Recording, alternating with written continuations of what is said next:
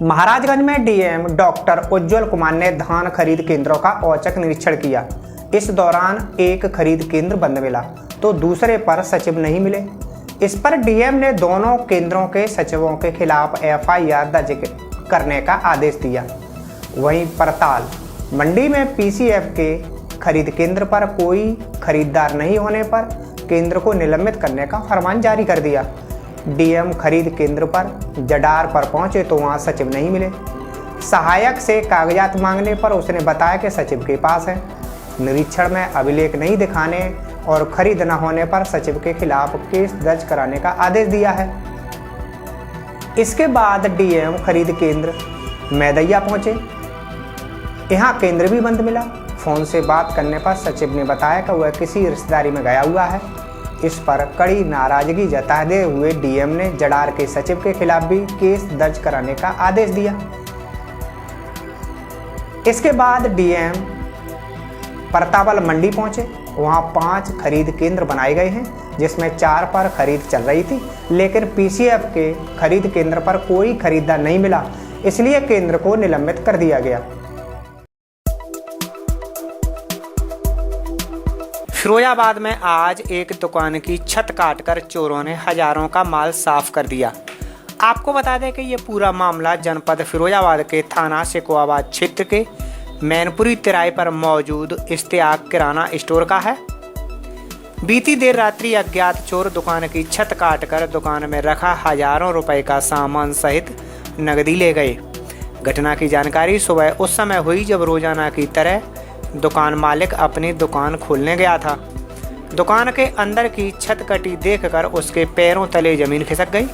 उसने तुरंत घटना की जानकारी थाना पुलिस को दी। मौके पर पहुंची पुलिस ने अज्ञात चोरों के खिलाफ जांच पड़ताल शुरू कर दी है।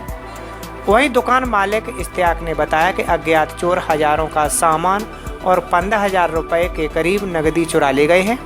हमारा नाम हुआ दुकान अंदर तक पीछे से हड़ा लगाया है। दुकान पे से सामान निकाल के ले गए, पीछे से गुल्लक पूरी सफा कर दी है। क्या क्या सामान का कितना नुकसान है आपका?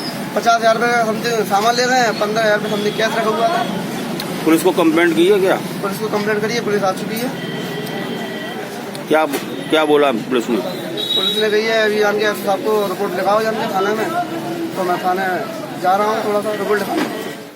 फतेहपुर में 82 लाख की लागत से कस्बे का कायाकल्प किए जाने की तैयारी है। 15 में वित्त आयोग की धनराशि से इंटरलॉकिंग सड़क, नाली, नालों का निर्माण कराया जाएगा और हाई मास्ट लाइटें लगाई जाएंगी। अंबेडकर पार्क में 2 झूले भी लगेंगे। इन कार्यों के प्रस्ताव को अनुमोदन के लिए जिलाधिकारी के पास भेजा गया है। हमारे सहयोगी करम मोहम्मद की रिपोर्ट है कि इस धनराशि से हाईवे बाईपास से निर्माणाधीन रोशन अदालत तक इंटरलॉकिंग सड़क और दोनों तरफ नालियों का 26 लाख रुपए की लागत से निर्माण होगा। वार्ड नंबर 11 यानी कि रामनगर में 3 नालों और 1 नाली का 50,75,000 की लागत से निर्माण कार्य कराया जाएगा। इसमें मनोज साहू के घर से संतोष अग्रही के घर तक 3,75,000 की लागत से आरसीसी नाली, प्रांडे पांडे के घर से भूपेंद्र के घर तक 11 लाख रुपए की लागत से एक आरसीसी नाला, नहर पुलिया में 36 लाख रुपए की लागत से आरसीसी नाले का निर्माण कराया जाएगा। नगर में रोशनी के लिए 6,44,000 की लागत से 2 दर्जन 200 वाट की हाई मास्ट लाइटें लगाई जाएंगी। वहीं अम्बेडकर पार्क में 46,000 रुपए की लागत से 2 झूले लगाए जाएंगे। हमारे सहयोगी की रिपोर्ट है कि इन सभी कार्यों का प्रस्ताव अनुमोदन के लिए डीएम के पास भेजा गया है। अनुमोदन मिलते ही निर्माण कार्य की प्रक्रिया शुरू कर दी जाएगी। बता दें कि यह धनराशि करीब 6 माह से नगर पंचायत के खाते में पड़ी है, लेकिन कोरोना के चलते निर्माण कार्य नहीं हो पाए थे। उत्तर प्रदेश के कानपुर में एक हैरान कर देने वाला मामला सामने आया है। कानपुर के पनकी में महिला प्रेमी को वशीभूत करने के लिए नरमुंडों को घर पर रखकर तंत्र साधना करती थी। नरमुंड मिलने की सनसनीखेज वारदात का पुलिस ने 24 घंटे में खुलासा कर दिया। पुलिस ने महिला और एक पुरुष तांत्रिक को गिरफ्तार किया है। आपको बता दें कि बांदा निवासी तांत्रिक राम मनोहर से महिला ने ये नरमुंड 5,000 रुपए में खरीदे थे। पूजा विफल होने पर उसने नरमुंड एक प्लॉट में फेंक दिए। पिछले 3 सालों से दोनों तंत्र मंत्र कर रहे थे। एसपी पश्चिम डॉक्टर अनिल कुमार ने बताया कि काशीराम कॉलोनी निवासी गीता के पति की मौत हो चुकी है। उसके दोनों बेटे बाहर रहते हैं। करीब 3 साल पहले बांदा के रेवना निवासी तांत्रिक राम मनोहर से गीता की 9 अवस्था में मुलाकात हुई। राम मनोहर ने गीता को बताया कि वह किसी को भी तंत्र मंत्र विद्या से वशीभूत कर सकता है। गीता ने अपने एक प्रेमी को वशीभूत करने की बात उसे बताई। कुछ समय बाद राम मनोहर ने कानपुर आकर गीता को 5,000 रुपए में 5 नरमुंड दिए। घर पर पूजा कराई। पूजा कराने के 5,000 रुपए अलग से लिए। एसपी के मुताबिक महिला पिछले 3 वर्षों से पूजा कर रही थी। उसका कहना है कि जब उसे कुछ हासिल नहीं हुआ तो नरमुंड उसने एक प्लॉट में फेंक दिए। पुलिस के मुताबिक 7 नवंबर को राम मनोहर शहर आया हुआ था। तब उसकी गीता से मुलाकात हुई थी। दोनों के बीच विवाद हुआ। गीता का कहना था कि पूजा पाठ का कोई फायदा उसे नहीं मिला। हालांकि वह ये कहकर चला गया कि दिवाली की रात फिर आएगा, मगर वह नहीं आया। तब से महिला पूजा कराने के लिए तांत्रिक पर दबाव बना रही थी। शिकोहाबाद में आज भाजपा विधायक डॉक्टर मुकेश वर्मा द्वारा जन समस्याओं को सुना गया। शिकोहाबाद के PWD गेस्ट हाउस में विधायक द्वारा हर गुरुवार को 2 बजे जन सुनवाई दरबार लगाया जाता है, जिसमें क्षेत्र के लोग अपनी जन समस्याएं लेकर आते हैं। आज करीब 1 दर्जन समस्याएं आईं, जिनमें अधिकांश पुलिस से संबंधित थीं। इसके अलावा कुछ जन समस्याएं खेत खलिहानी से जुड़ी हुई थी। जो समस्याएं पुलिस से जुड़ी हुई थी उनमें भाजपा विधायक ने संबंधित पुलिस कर्मियों से फोन करके बात की और हर संभव न्याय दिलाने की बात कही। इसके अलावा जो समस्याएं जमीन से जुड़ी हुई थी उसके लिए उन्होंने तत्काल संबंधित अधिकारियों को पत्र लिखकर समस्या का समाधान करने की बात कही। यहाँ तक अधिकारियों को फोन द्वारा अवगत कराया गया। आपको बता दें कि शिकोहाबाद विधानसभा क्षेत्र में आधार कार्ड को लेकर समस्या हो रही है। इसी को ध्यान में रखते हुए भाजपा विधायक डॉक्टर मुकेश वर्मा द्वारा पहल की गई और उनकी मेहनत रंग भी लाई। अब 2-4 दिन बाद आधार कार्ड बनाने के लिए एक सेंटर शिकोहाबाद तहसील में और दूसरा सेंटर फिरोजाबाद के पास विधानसभा शिकोहाबाद में खोला जाएगा, जहां क्षेत्रीय जनता के नए आधार कार्ड और पुराने आधार कार्डों में संशोधन हो सकेगा। हर हफ्ते की भांति आज बृहस्पतिवार को यहाँ जैसा कि बैठना होता है और नगर क्षेत्र के तमाम गांव के पीड़ित परिवार के लोग सभी यहाँ आते हैं। यहाँ पर कुछ ज़मीन के लोग आए कि हमारी ज़मीन को ज़बरदस्ती कब्जा कर लिया है। संबंधित तहसीलदार को भी अवगत कराया गया कि उन बेचारे गरीब परिवारों की ज़मीन जो दबंग लोग हथियाने की कोशिश कर रहे हैं तो उस पर भी कार्रवाई हो। साथ ही अभी समस्या आई कि यहाँ पे आधार कार्ड की एक मशीन अगर लग जाए तहसील में तो मुझे लगता है कि तमाम जो शिकोहाबाद की जनता है उसको काफ़ी राहत मिलेगी। तो उस संबंध में अभी हमारी आधार जो डेविस लगाते हैं उनसे बात हुई है। उन्होंने कहा है कि मैं 3-4 दिन में इस कार्रवाई का करूँगा और निश्चित रूप से एक आधार की मशीन तहसील शिकोहाबाद में लग जाएगी। और काफ़ी लंबे प्रयासों से जिलाधिकारी महोदय से कई बार अनुरोध भी हम लोगों ने किया है कि जनता काफ़ी परेशान हो रही है, जल्दी से जल्दी आधार की समस्या हल हो। ये हम सबकी चिंता भी है। उसी चिंता में आज फिर दोबारा बात हुई है तो मुझे लगता है कि 3-4 दिन में ये आधार कार्ड की जो समस्या है वो बहुत जल्दी मशीन लग जाएगी। मंडप में शादी के दौरान इंजीनियर दूल्हे को अचानक दौरा आ गया। वह गस खाकर जमीन पर गिर पड़ा। ये देख दुल्हन ने शादी से इनकार कर दिया और बारात को बिना दुल्हन के ही बेरंग वापस लौटना पड़ा।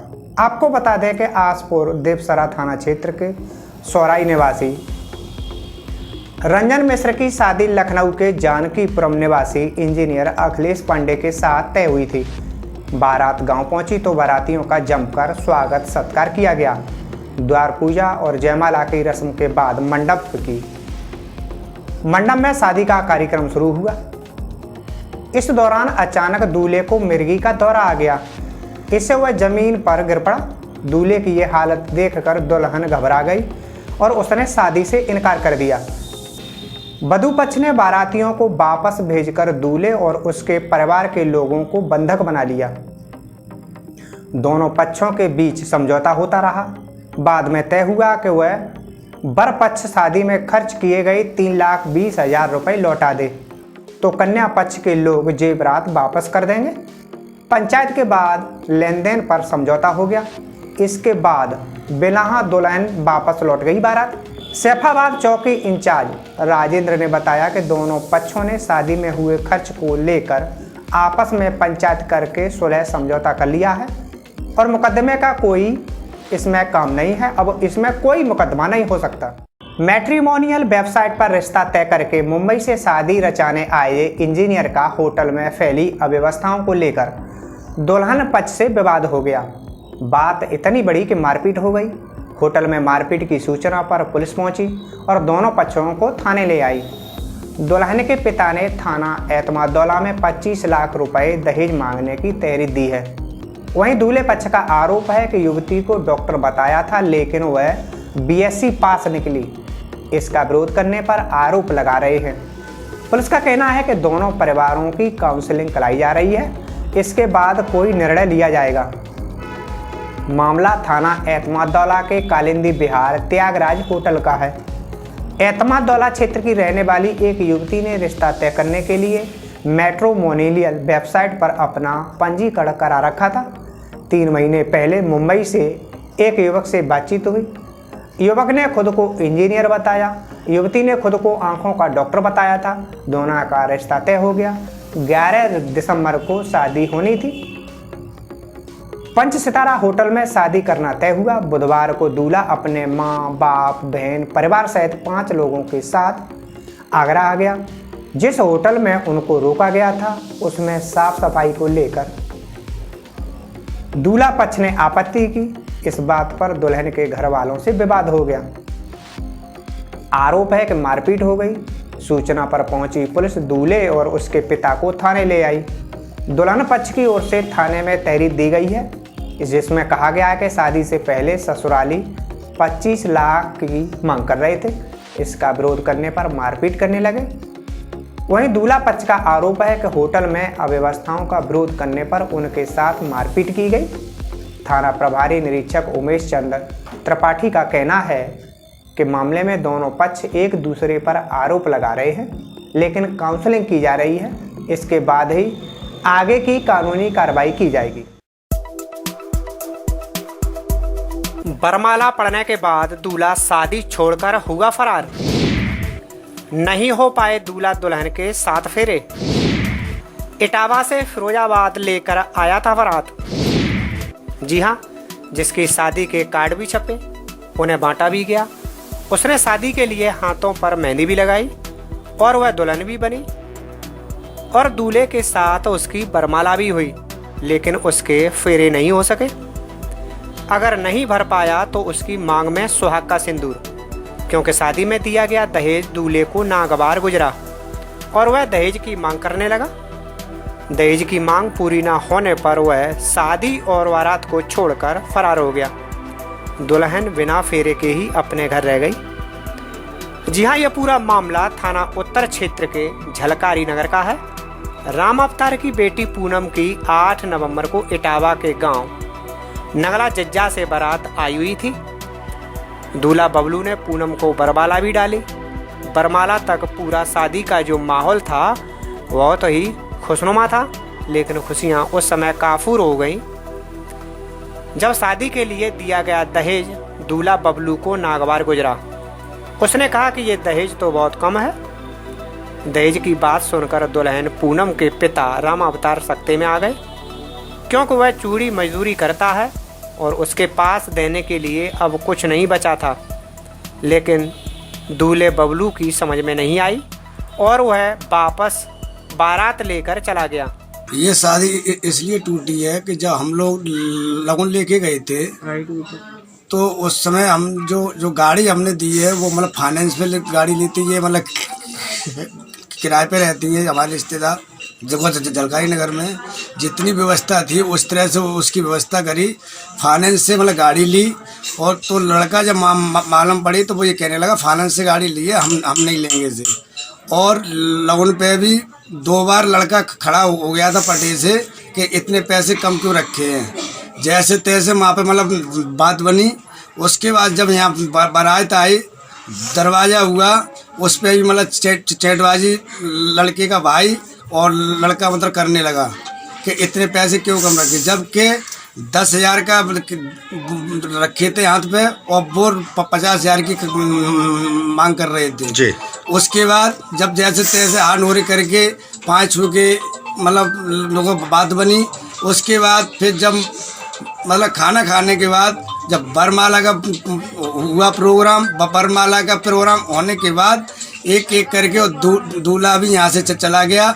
अभी तक कोई पता नहीं है। पुलिस में तहरीर भी मतलब दे चुके हैं, थाने भी गए और चौकी भी गए। अभी तक कोई मतलब इनकी मतलब सुनवाई नहीं की गई है। दुल्हन पूनम की मेहंदी हाथों में रची रह गई।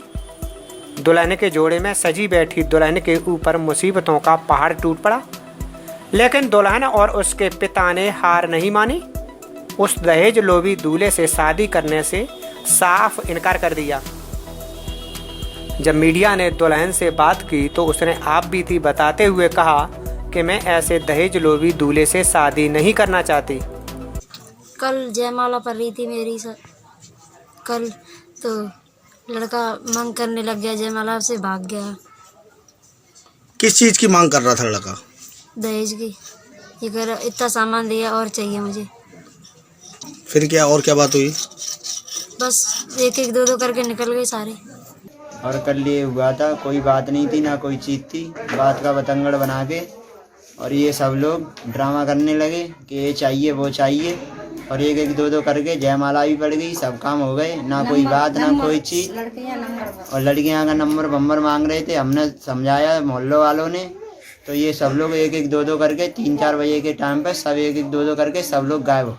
आपकी बहन का कहना है कि वो आपसे, आपके माँ बाप से दहेज की मांग की गई थी। वो दहेज की मांग रहे थे, ये चाहिए वो चाहिए, बस इतना ही मुझको मालूम है। कृषि कानूनों के विरोध में पंजाब में लंबे संघर्ष के बाद अब दिल्ली की चौखट पर किसानों का आंदोलन जारी है। लगभग 15 दिन से आंदोलन कर रहे किसान तीनों कृषि कानूनों को रद्द कराने की मांग पर अड़े हैं। सरकार और किसान संगठनों के बीच हुई 5 दौर की बैठक बेनतीजा रही। केंद्रीय गृह मंत्री अमित शाह से मुलाकात के बाद भी सरकार और किसानों के बीच गतिरोध जारी है। अब इस मुद्दे पर केंद्रीय कृषि मंत्री नरेंद्र सिंह तोमर ने गुरुवार को प्रेस वार्ता की और किसानों को समझाने का प्रयास किया। किसान की भूमि के विरुद्ध नहीं होगा, किसान की भूमि सुरक्षित रहे, इस दिशा में सरकार ने पर्याप्त विचार विमर्श किया और किसान को पूरी तरह सुरक्षित करने में प्रावधान किए। लेकिन आप सबको ध्यान है कि ये कानून का देश भर में स्वागत हुआ और देश भर में एक नई उत्साह और उमंग के साथ लोग काम करने के लिए आए। और बीच में कई ऐसे भी उदाहरण हम सब लोगों के सामने आए हैं कि अगर भुगतान का विषय आया तो इस नए कानून के अंतर्गत महाराष्ट्र के किसान का, बड़वानी मध्य प्रदेश का ज़िला है, वहाँ एसडीएम ने इस कानून के अंतर्गत तत्काल भुगतान कराया। ओपन ट्रेड में जो किसान गए उसका फ़ायदा भी वो व्यापारी गए और किसान दोनों ने जब ट्रेड की तो निश्चित रूप से किसान को बढ़ी हुई कीमत मिली। और ये सिलसिला चल ही रहा था, लेकिन बीच में इन विषयों को लेकर कुछ किसान और कुछ यूनियंस आंदोलन की राह पर आ गई। पंजाब के किसान यूनियन के जो लोग थे उनके साथ 14 अक्टूबर को सचिव के स्तर पर बातचीत हुई। 13 नवंबर को मैं स्वयं उपस्थित रहा और साथ ही हम लोग लगातार चर्चा के लिए तैयार थे, विषयों को लेकर वार्ता चली रही थी और इसी बीच में 26 और 27 के आंदोलन की घोषणा हो गई। फिर हम लोगों ने 3 दिसंबर की बातचीत का निमंत्रण किसान यूनियन को भेजा। चूँकि किसान आ चुके थे, रास्ता बाधित था, ठंड का मौसम था, कोविड का भी संकट था और इसलिए सोचा गया कि वार्ता जल्दी करनी चाहिए। तो 3 दिसंबर के स्थान पर 1 दिसंबर को की, 1 दिसंबर के बाद फिर 3 दिसंबर को की, 3 दिसंबर के बाद फिर यह तय हुआ कि 5 दिसंबर को करें। तो 5 दिसंबर को वार्ता का क्रम चला और फिर यह तय हुआ कि 7 तारीख को हम दोबारा से इन विषयों को लेकर बैठेंगे और कुछ मार्ग प्रशस्त करेंगे। लेकिन बीच में ही 6 तारीख को 9 तारीख की रात को फिर बातचीत हुई। 8 की रात को बातचीत हुई और बाद में फिर एकदम ऐसी परिस्थिति बनी कि उनकी तरफ से कोई सुझाव आ ही नहीं रहा था। तो अंतोगत्वा हमको ये लगा कि भाई किसानों के कुछ मुद्दे हैं और उन मुद्दों पर उनके मन में शंका है। तो चूँकि इतने दिन चर्चा हो चुकी है और कुल मिला के वो आखिरी में एक ही बात पर आते हैं कि एक्ट को रिपील कर दो। हम लोगों का लगातार ये आग्रह रहा कि एक्ट में कौन कौन से ऐसे प्रावधान हैं जिनसे किसान को नुकसान है, तकलीफ़ है, उनको प्रावधानवार हम चर्चा कर लें और चर्चा करने के बाद उनको कैसे ठीक किया जा सकता है, इस पर हम आगे बढ़ें। किसान आंदोलन का आज दिल्ली में प्रदर्शन करते हुए 15वां दिन है। आज हरियाणा के मुख्यमंत्री मनोहर लाल खट्टर ने कई राजनीतिक दलों को खूब खरी खोटी सुनाई जो केंद्र सरकार के कृषि कानूनों का विरोध कर रहे थे। मनोहर लाल खट्टर के साथ इस दौरान हरियाणा के उप मुख्यमंत्री दुष्यंत चौटाला भी मौजूद थे। ये जो इन बिलों का समर्थन भी करते रहे हैं, इसमें अकाली दल भी समर्थन करता रहा है। कांग्रेस तो इन बिलों को पहले लेकर के ही आई है। देश भर में चाहे वो शरद पवार जी कृषि मंत्री थे, वो समर्थन करते रहे। तृणमूल ने समर्थन किया, राष्ट्रीय जनता दल ने समर्थन किया, समाजवादी पार्टी ने समर्थन किया, बहुजन समाज पार्टी ने किया, डीएमके ने किया। ये सब पार्टियां जो यूपीए में थी, इन्होंने समर्थन किया था। हमारे साथ भी जो पार्टियां लगी हुई थी, उन्होंने भी इसका समर्थन किया। किसी ने पार्टी के नाते कभी भी अपने अपने काल में कभी विरोध नहीं किया। आज अगर विरोध है तो केवल राजनीतिक तौर पर कि किसी प्रकार से नरेंद्र मोदी की सरकार को यानी कैसे दबाया जाए और कैसे विरोध में स्वर पैदा किया जाए। और इन सब विषयों में धीरे धीरे सारा पटाक्षेप होगा तो आप लोग को और पता चलेगा। हरियाणा का किसान, मैं पहले भी कहा है कि ये राजनीतिक नेताओं के अलावा बाकी लोग सब ठीक हैं। राजनीतिक नेता इसमें अपना प्रदर्शन कर रहे हैं और कुछ औपचारिकताएं लोग निभाते हैं, अपनी निभा रहे हैं, लेकिन कुल मिला के हरियाणा का किसान प्रसन्न है, खुश है। देखिए, उनकी जो शंकाएं हैं वैसे तो निर्मूल हमने सिद्ध कर दी हैं। प्रोक्योरमेंट के नाते से हमारी प्रोक्योरमेंट जितनी हुई है बहुत स्मूथ और पीसफुल सारी प्रोक्योरमेंट हुई है। चाहे वो धान की प्रोक्योरमेंट 56-57 लाख मीट्रिक टन धान खरीदा गया है, 7.5 लाख मीट्रिक टन बाजरा खरीदा गया है और हम ऐसी फसलें जो आसपास के प्रांतों में कहीं भी नहीं खरीदी जा रही हैं, चाहे वो मूंग है, मूंगफली है। ये मूंगफली पहली बार हरियाणा में उसकी प्रोक्योरमेंट हमने शुरू की है और उससे पहले भी सूरजमुखी, सरसों, ये भी हम खरीदते रहे हैं और हम आगे आने वाले समय में इन सब फसलों को एमएसपी पर खरीदेंगे। ये हमने आश्वासन दिया है, करके भी दिखाया। और जहाँ तक मंडियों का विषय, मंडियाँ जितनी हमारी मंडियाँ पहले से चल रही हैं, उन मंडियों को भी हम बढ़ोतरी करेंगे, ये हमने आश्वासन दिया है। कोरोना के समय में तो हमने 1800 खरीद के केंद्र गेहूं के लिए बनाए थे। वहीं मनोहर लाल खट्टर ने कहा कि किसानों की हर समस्या को उनकी सरकार ने सुलझा दिया है। हरियाणा के सीएम मनोहर लाल खट्टर ने कहा कि सर्दी और कोरोना काल चल रहा है, ऐसे में किसानों को प्रदर्शन छोड़कर अपने गांव काम पर लौटना चाहिए। इसमें कई दौर बातचीत के केंद्र सरकार के प्रतिनिधियों के साथ उनके हो चुके हैं और एक जिसको कहना चाहिए एक संतोष का विषय ये है कि उनकी मांगों में, बहुत सी मांगों पर केंद्र सरकार ने मानने के संकेत दिए हैं। 5-6 डिमांड्स जो थी वो सब मानने के लिए केंद्र सरकार ने कहा है और मैं समझता हूं कि आज जैसे किसानों की बातचीत हो रही है कुछ किसानों ने जरूर ये कहा कि हमको ये मंजूर नहीं है, लेकिन बहुत किसान ऐसे भी हैं जो इस मत के हैं कि इन बातों को स्वीकार करना चाहिए। और मेरी अपील भी है उन किसानों को कि ये जो विषय हैं, उनकी जितनी शंकाएं थी उनको दूर करते हुए ये जो समाधान किया जा रहा है ये उचित समाधान है और किसानों को अपना धरना जो समाप्त करना चाहिए। और सर्दी का मौसम है, कोरोना का काल है, इसलिए सबको जाकर के अपने अपने काम में लगना चाहिए। आजमगढ़ के देवगांव कोतवाली क्षेत्र में बाइक सवार बदमाशों ने प्रधानी चुनाव की तैयारी कर रहे व्यक्ति की गोली मारकर हत्या कर दी। दिन दहाड़े बाजार में हुई हत्या से सनसनी फैल गई।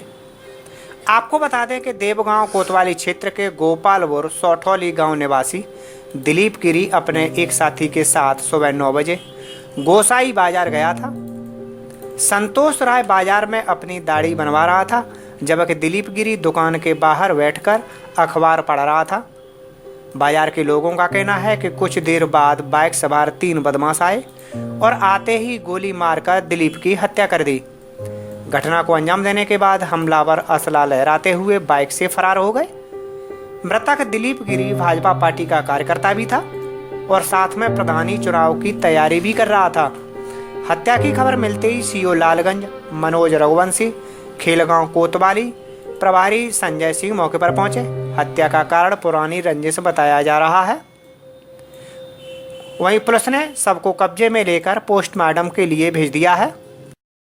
आज थाना देवगांव अंतर्गत सिठौली गोपालपुर गांव के श्री बबलू गिरी जब गोसाई बाजार में दाढ़ी बनवाने गए थे तो वहाँ उनकी हत्या कर दी गई। और इसका हत्या का मेन कारण 5 वर्ष पूर्व हुई हत्या बताया जाता है, जिसमें मृतक अभियुक्त थे और अभी करीब 2 साल पहले जेल से छूटकर आए थे। जिन्होंने हत्या की है वो जो पहली हत्या हुई थी उसके लड़के बताए जाते हैं और उनके साथी बताए जाते हैं। अभी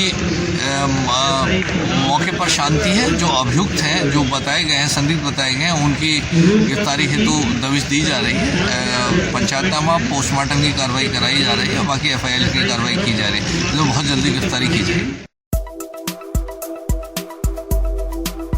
शिकोहाबाद के स्टेशन रोड पर BDM डिग्री कॉलेज में आज अंतर्राष्ट्रीय मानवाधिकार दिवस मनाया गया। कार्यक्रम की मुख्य अतिथि फिरोजाबाद जज सीमा कुमारी रहीं। मुख्य अतिथि ने मानवाधिकारों की रक्षा की एकजुटता पर जोर देने को कहा। उन्होंने कहा कि देश में गरीबी सबसे बड़ी चुनौती है, सबसे बड़ी समस्या है। मानवाधिकार दिवस मनाने का लक्ष्य मानव जीवन से गरीबी का उन्मूलन और जीवन को अच्छी तरह से जीने में मदद करना है।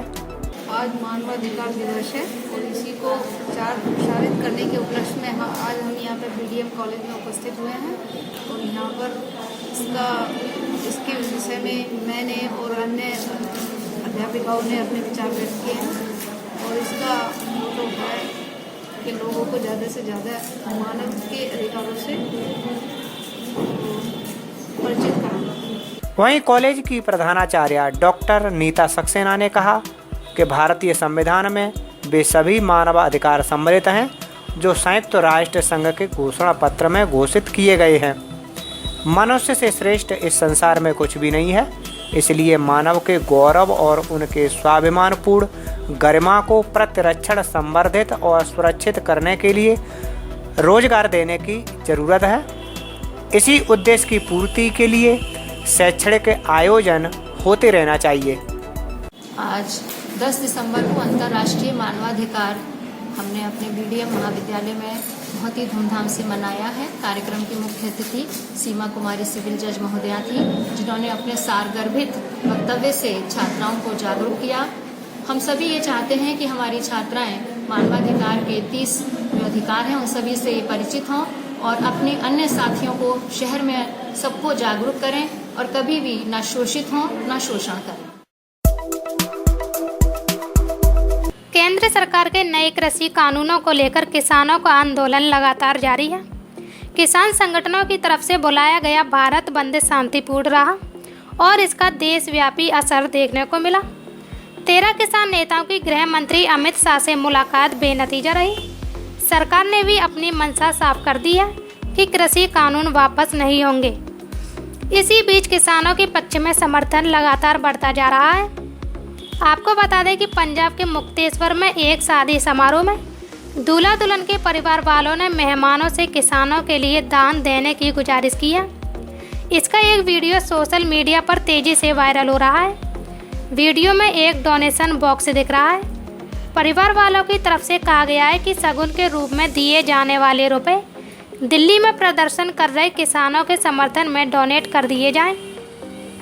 डोनेट किए गए पैसों का इस्तेमाल किसानों के लिए खाना, घर में कपड़े और ज़रूरत के सामानों में खर्च किए जाएंगे। अखिल भारतीय किसान सभा के महासचिव हनन मुला ने कहा कि सिंधु बॉर्डर पर किसान नेताओं के साथ होने वाली बैठक में छठे दौर की वार्ता में शामिल होने को लेकर अंतिम निर्णय लिया जाएगा। इससे पहले 13 किसान नेताओं को अमित शाह के साथ इस बैठक के लिए बुलाया गया था। बैठक रात 8 बजे शुरू हुई। किसान नेताओं में 8 पंजाब से थे, जबकि 5 देश भर के अन्य किसान संगठनों से जुड़े थे। मतलब ये हमारे परिवार ने सबने सोचा कि हमारे घर खुशी का माहौल है और वहाँ पे दिल्ली किसान हमारी खातर ही, हमारे बुजुर्ग और बच्चे बैठे हैं, उनके लिए कुछ ना कुछ किया जाए। इसलिए हमने ये जो भी शगन था वो दिल्ली भेजने का फैसला किया। क्या अपील करते हैं दूसरे किसानों को इस तरह लेकर? सभी किसानों को चाहिए भी उनका ज़्यादा से ज़्यादा साथ दें और दिल्ली चले।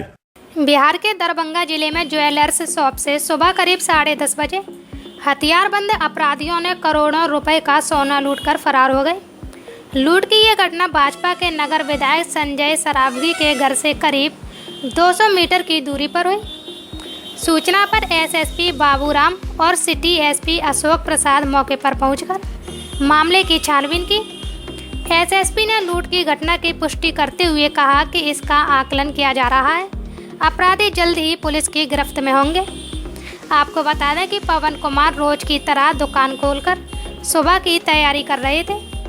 इसी बीच करीब 8 नकाबपोश अपराधी आए और उन्हें अपनी गिरफ्त में ले लिया। दुकान में बैठे सभी लोगों को तमंचे की नोक पर रखते हुए तिजोरी खुलवाई, फिर उसमें रखे सभी आभूषण समेटे और बाहर निकल गए। आभूषणों की कीमत 10 करोड़ रुपए बताई जा रही है। घटना का सीसीटीवी फुटेज भी सामने आ गया है। घटना पर दरभंगा के भारतीय जनता पार्टी विधायक संजय सरावगी ने कहा कि 300 मीटर दूर टावर चौक पर पुलिस रहती है, लेकिन उसके पहुंचने में आधा घंटा लगा। उन्होंने कहा कि अपराधियों में पुलिस का भय कम हो गया है। पुलिस को अपराधियों को पकड़कर बड़ा संदेश देना चाहिए। बगल की घटना है, 150 मीटर पर ज्वेलरी के होलसेलर है और उनके रिटेल शॉप डब्ल्यू सेट करके दुकान भी है। 10:15 साढ़े 10 बजे की घटना है। उसके अपराधियों ने घुसकर उसका कपड़ा जो है दुकान में रखा हुआ दिया है और फायरिंग कर दिया। कम से कम 20-25 राउंड फायरिंग करते हुए मोटरसाइकिल बैठ के पलट गया। ये 10:30 बजे की बात तो है। प्रशासन से अपराधियों को भय अब कम रहा है। प्रशासन को जरूर ऐसी कार्रवाई करनी चाहिए जो अपराधियों में भय व्याप्त।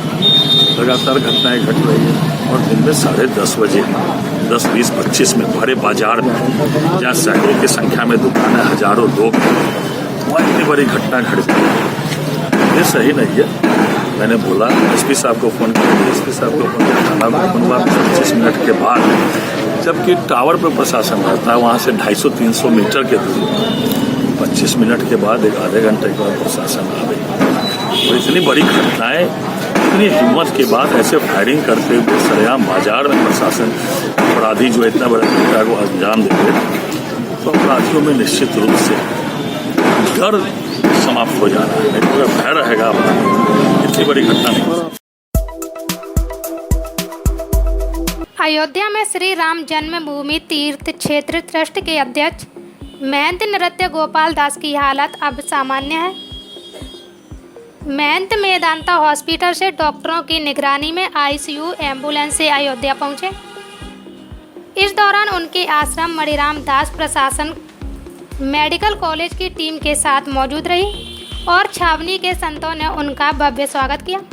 नृत्य गोपाल दास को मणिराम का छावनी में बनाए गए आईसीयू रूम में पहुंचाया गया, जहां डॉक्टरों की निगरानी में उनकी देखभाल की जाएगी। आपको बता दें कि 9 नवंबर को महंत आपको बता दें कि 9 नवंबर को महंत नृत्य गोपाल दास को सांस लेने में तकलीफ के बाद मेदांता अस्पताल के आईसीयू में एडमिट कराया गया था। अस्पताल में इलाज के दौरान उनकी तबीयत में काफ़ी सुधार हुआ, जिसको देखते हुए मेडिकल टीम के बीच महंत नृत्य गोपाल दास को अयोध्या लाया गया। यहाँ पहले से ही तैयार किए गए आईसीयू रूम में महंत डॉक्टरों की निगरानी में रहेंगे। इस रूम में किसी भी प्रकार से बाहर के व्यक्तियों के प्रवेश पर रोक लगाई गई है। 3 डॉक्टर और 6 वार्ड बॉय 3 शिफ्ट में महंत नृत्य गोपाल दास की देखरेख करेंगे। इतना ही नहीं, मणिराम दास छावनी की तरफ से दिल्ली से प्राइवेट डॉक्टर को भी रखा गया है। जिलाधिकारी अनुज झा ने बताया कि महंत की तबीयत में सुधार है, इसलिए अब उन्हें अयोध्या मणिराम दास छावनी उनके आवास पर लाया गया है। यहाँ उनके लिए मेडिकल की व्यवस्था भी की गई है।